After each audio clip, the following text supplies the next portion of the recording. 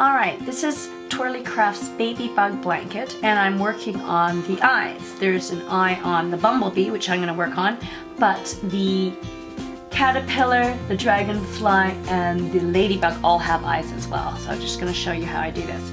So according to the instructions by Twirly Crafts, and I'm testing this pattern out for her, and it's a great little baby blanket with all these wonderful appliques on it. The instructions have tell you how to make the little white circle, which for the eye, and then what you have to do is you have to add in the black. So all I do is send the black down on this side and send down the black on that side with just a little scrap, and I tie it in a knot. Make sure it's not too tight, otherwise it looks more like a kind of a slit. So if it's a little bit loose, then it looks a little bit rounder. Now, this, then you have, and I tie a knot at the back to secure it, and this is the starting piece. So I have all these little ends, and then I have to sew it onto the bumblebee. The bumblebee has a pointed nose. When I sew it on, it won't be so pointed. So what I do first is I tack it down. Now, eventually the bumblebee is going to be attached to the backing, so I don't have to worry about what it looks like on the back side. So, working through the two yarns on the side, I'm going to sew this down onto the bumblebee. Now, and then we'll do another stitch as it goes around. And then I'm going to show you what to do with all these ends. Alright, but I just need to sort of tack it down and secure it first and have it in place. Alright. So now I have all these ends.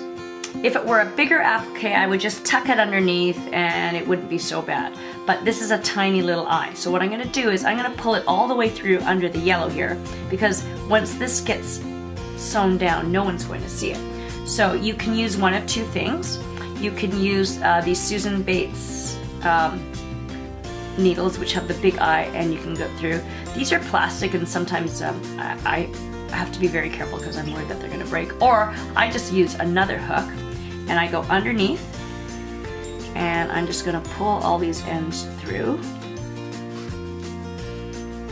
the blacks and the whites.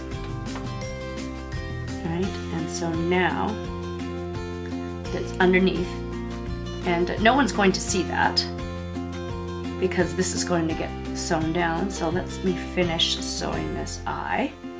So that totally hides all those little ends. And then let me just continue sewing this eye on. And down there,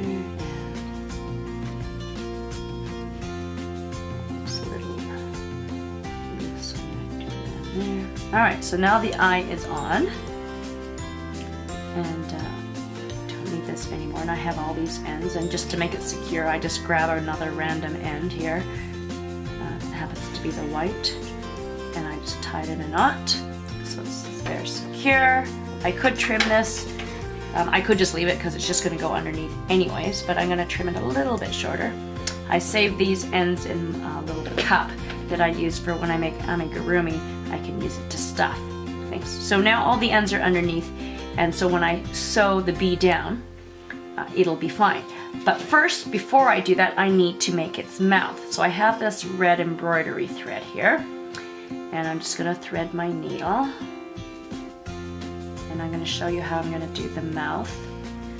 Now, I've never done needlepoint or cross stitch or anything like that, and I'm sure there are expert people out there that know exactly how to do this. But this is how I do it, and it seems to work. So I thread my needle double, add a little knot to it, and I'm just looking at my picture for reference. Okay, and the mouth sort of starts about here, and I find it's better to go in the middle of the stitch as opposed to in between, because the spaces in between are somewhat big, and so they're less secure. So I'm going to go in one of those stitches, and then I'm going to go into the middle of another stitch, and then what I do is I like to thread my needle through that knot so that makes it secure. Alright, Right, and I made a little thing there, a little stitch there, and then I'm just gonna go make another stitch. Oops, I got this yarn caught in there. Keep all these ends straight. This is a really long end because I tend to not do enough. All right, and then I go back to exactly where I was before because I want it to make it look like it's all joined together in one line. But you can't do one giant line, obviously, because it would be too loose and kind of flappy and not look very good. So I'm going to go in here, kind of in the middle of a stitch again, not in between stitches, because then it shifts around and it doesn't look as nice. And see, I'm working my way over. Go to the end here. And try to go back into the exact same spot so that it does look like a line. And you can, it's forgiving, so you can move it around a bit, right? And then, you know, like that one's a little low. If I want to move it a little bit, make it a little higher, I'm going to put my needle underneath and try and pull it up a little higher to end it up here. And I'm just going to put it right down on the edge. See, and then like I said, you can kind of adjust it a little bit. But there's its mouth.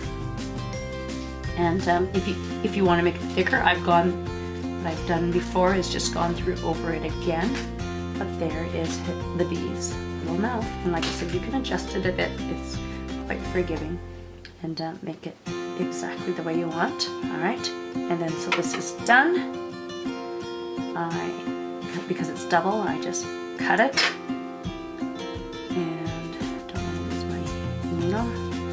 And then with these, I just tie a knot again because that will secure it. Careful you don't tug too hard because then it kind of pulls on it and it does look nice. And then I just make sure these are tucked under.